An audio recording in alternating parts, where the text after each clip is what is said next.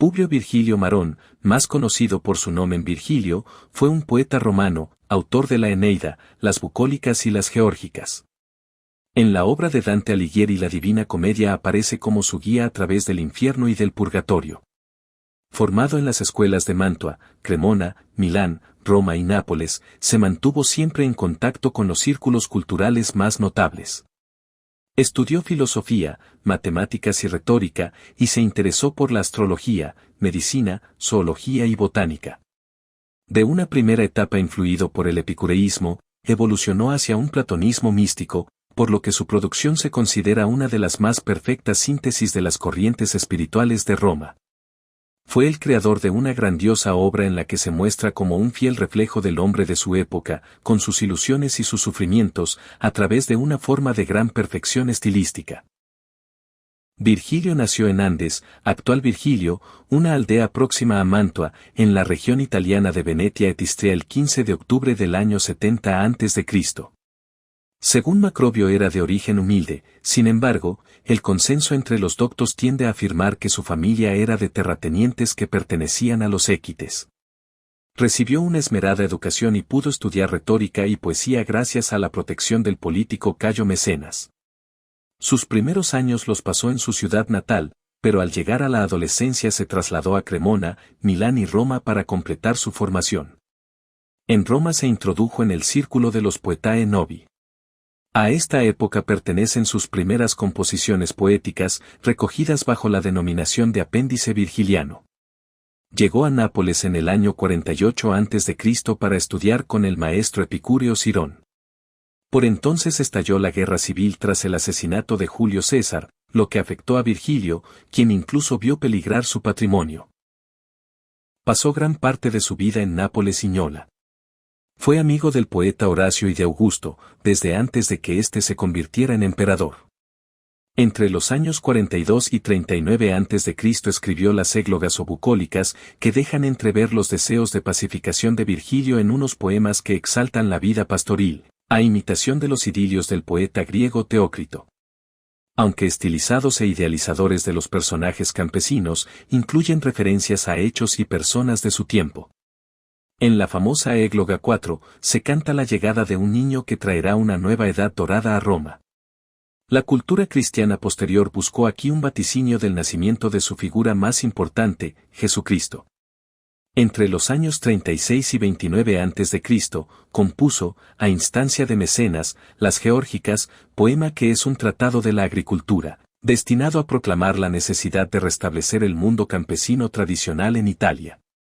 A partir del año 29 a.C., inicia la composición de su obra más ambiciosa, la Eneida, cuya redacción lo ocupó 11 años, un poema en 12 libros que relata las peripecias del troyano Eneas desde su fuga de Troya hasta su victoria militar en Italia.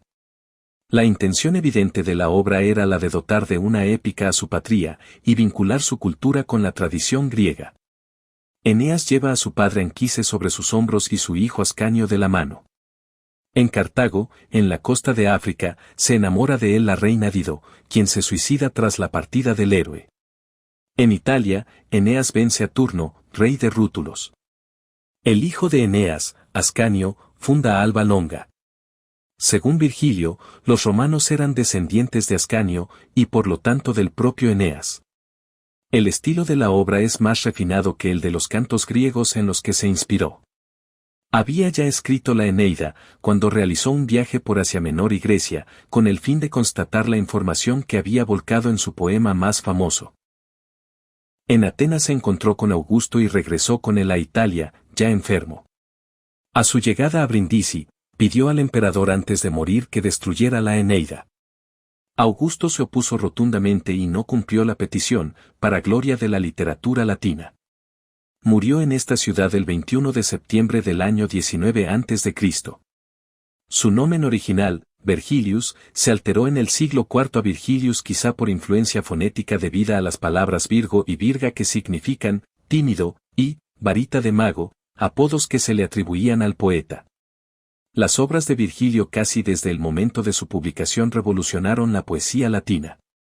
Las bucólicas, geórgicas y, sobre todo, la Eneida se convirtieron en textos estándar en los programas escolares con los cuales todos los romanos educados estaban familiarizados. Los poetas que siguen a Virgilio a menudo se refieren intertextualmente a sus obras para generar significado en su propia poesía. El poeta Ovidio parodia las líneas iniciales de la Eneida en Amores 1.1.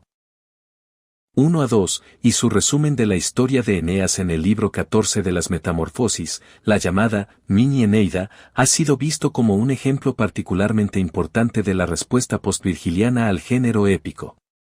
La epopeya de Lucano, el Bellum Civile, se ha considerado una epopeya antivirgiliana, prescindiendo del mecanismo divino, tratando acontecimientos históricos, y divergiendo drásticamente de la práctica épica de Virgilio. El poeta Flavio Estacio en su épica de 12 libros Tebaida se relaciona estrechamente con la poesía de Virgilio, en su epílogo aconseja a su poema que no compita con la divina Eneida, sino que siga lejos y venere siempre sus pasos. En Silio Itálico, Virgilio encuentra a uno de sus admiradores más ardientes. Con casi todas las líneas de su épica púnica Silio se refiere a Virgilio. De hecho, Silio es conocido por haber comprado la tumba de Virgilio y adorado al poeta. Parcialmente como resultado de su cuarta égloga mesiánica, ampliamente interpretada más tarde como una predicción del nacimiento de Jesucristo, Virgilio tuvo en la antigüedad tardía la reputación de tener las habilidades mágicas de un vidente, las Orts Vergilianae. El proceso de utilizar la poesía de Virgilio como una herramienta de adivinación, se encuentra en la época de Adriano, y continuó hasta la Edad Media. En la misma línea Macrobio, en la Saturnalia, define la obra de Virgilio como la encarnación del conocimiento humano y la experiencia, reflejando la concepción griega de Homero. Virgilio también encontró comentaristas en la antigüedad. Servio, comentarista del siglo IV después de Cristo, basó su trabajo en el comentario de Donato.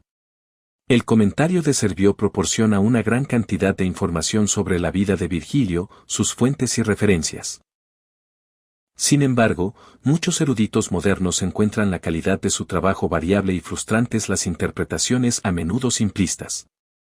La estructura conocida como tumba de Virgilio se encuentra en la entrada de un antiguo túnel romano llamado Cripta Napolitana, también conocido como Grotta Vecchia, en Piedigrotta, un distrito de Nápoles, concretamente en el Parque Vergiliano a Piedigrotta. Mientras Virgilio ya era objeto de admiración y veneración literaria antes de su muerte, en la Edad Media su nombre se asoció con poderes milagrosos, y durante un par de siglos su tumba fue el destino de peregrinaciones y veneración. Yo soy el Búho Literario, no olvides suscribirte y dejar tu like así como tus sugerencias sobre qué otro personaje literario debería de hablar para próximos vídeos. Adiós.